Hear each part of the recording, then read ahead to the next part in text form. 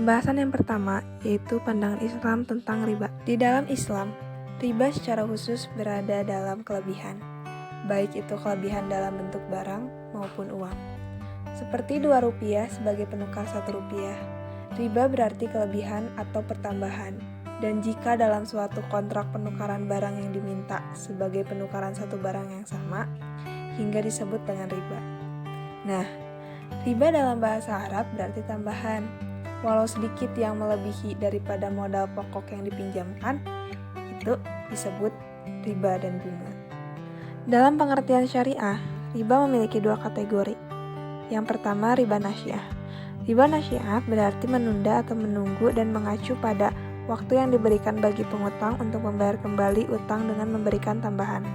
Karena itu, riba nasy'ah mengacu pada bunga pada utang. Yang kedua, riba fadl. Islam menghapus yang ada dalam institusi bunga, tetapi semua bentuk pertukaran yang tidak jujur dan tidak adil dalam Al-Quran dan As-Sunnah. Jenis-jenis riba. Berikut adalah jenis-jenis riba dalam jual beli. Riba yad. Riba yad adalah hasil transaksi jual beli dan juga penukaran barang yang menghasilkan riba maupun non-ribawi. Namun, waktu penerimaan serah terima kedua barang tersebut mengalami penundaan. Riba fadl. Riba fadl adalah kegiatan transaksi jual beli maupun pertukaran barang-barang yang menghasilkan riba namun dengan jumlah atau takaran yang berbeda.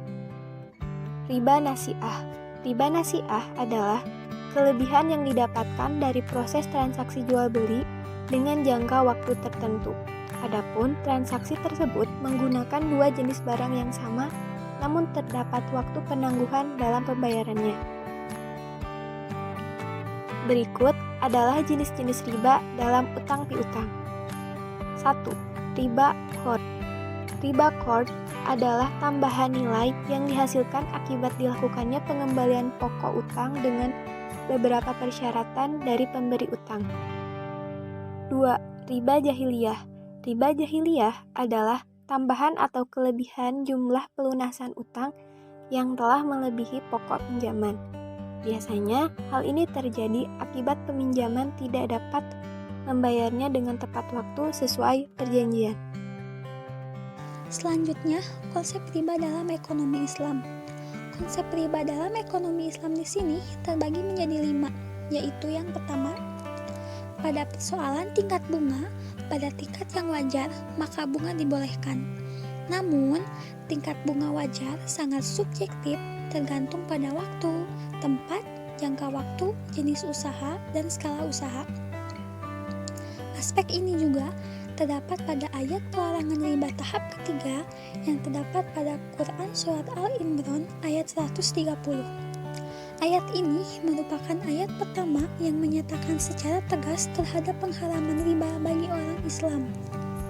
Kemudian konsep yang kedua, adanya pembenaran unsur bunga dengan cara apapun sebagai kompensasi atas terjadinya inflasi. Dan ini merupakan pendapat umum yang diadopsi dari teori Agio. Namun, argumen ini lemah ketika adanya suku bunga yang lebih tinggi dari inflasi yang diperkirakan atau tingkat inflasi dapat mencapai 0 atau negatif, yaitu deflasi. Kemudian konsep yang ketiga, konsep marginal utility, yaitu konsumsi menurun menurut waktu. Artinya, unit konsumsi di masa yang akan datang memiliki nilai guna yang lebih kecil dibandingkan dengan nilai guna saat ini. Kemudian konsep yang keempat, konsep yang memandang bunga sebagai sewa dari uang. Pendapat ini ditentang kebanyakan pakar ekonom muslim, sebab menurut mereka istilah sewa untuk uang tidak relevan, sebab sewa digunakan hanya untuk benda yang diambil manfaatnya tanpa kehilangan hak kepemilikannya. Kemudian konsep yang kelima, pembenaran bunga atas dasar daruroh. Salah satu unsur penting dalam perekonomian adalah bank, yang di dalamnya terkandung sistem bunga.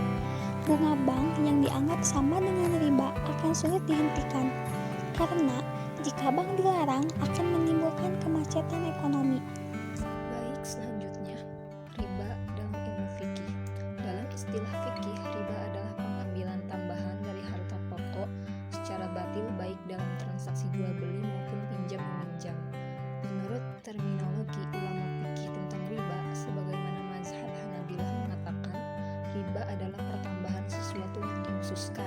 sedangkan mazhab Hanafiyah menjelaskan tambahan pada harta pengganti dalam pertukaran harta dengan harta.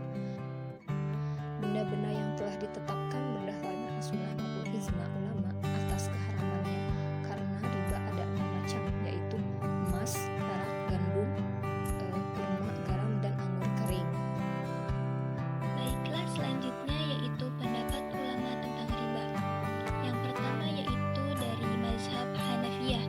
Riba fadl menurut ulama Hanafiyah adalah jual beli barang yang ditukar atau ditimbang dengan barang yang sejenis, seperti emas, perak, gandum, syair, kurma, garam, dan anggur kering. Yang kedua yaitu mazhab Malikiyah. Diharamkan riba menurut ulama Malikiyah pada emas dan perak adalah harga.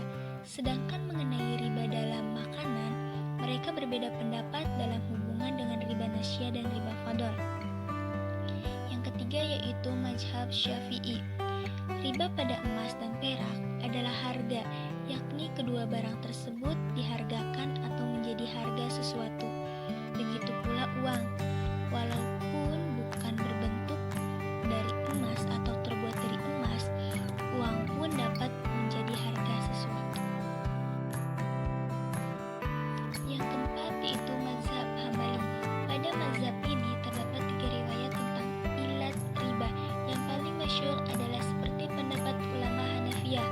Hanya saja ulama Hanabila mengharamkan pada setiap jual beli sejenis yang ditimbang dengan satu kurma. Riwayat kedua adalah sama dengan ilat yang dikemukakan oleh ulama Syafi'iyah. Yang kelima yaitu mazhab Zahiri. Menurut golongan ini, riba tidak dapat diilatkan sebab ditetapkan dengan nash saja. Dengan demikian, riba hanya terjadi pada barang-barang yang telah ditetapkan pada hadis di atas. Yang 6 macam sebab golongan ini mengingkari adanya qiyas. Jadi, dapat ditarik kesimpulan bahwa ekonomi Islam adalah sebuah sistem ilmu pengetahuan yang menyoroti masalah perekonomian. Sama seperti konsep ekonomi konvensional lainnya, hanya dalam sistem ekonomi ini, nilai-nilai Islam menjadi landasan dan dasar dalam setiap aktivitasnya. Dalam uraian di atas, riba merupakan hal yang diharamkan atau dilarang keras dalam agama Islam, karena riba sendiri sangat merugikan semua pihak. Islam mengharamkan riba, selain itu telah tercantum secara tegas dalam Al-Quran Surat Al-Baqarah ayat 278 sampai dengan 279, yang merupakan ayat terakhir tentang pengharaman riba. Dalam surat tersebut berbunyi, tidak boleh menganiaya dan tidak boleh melipat gandakan uang yang telah dihitungkan, karena dalam kegiatan tersebut dapat merugikan orang.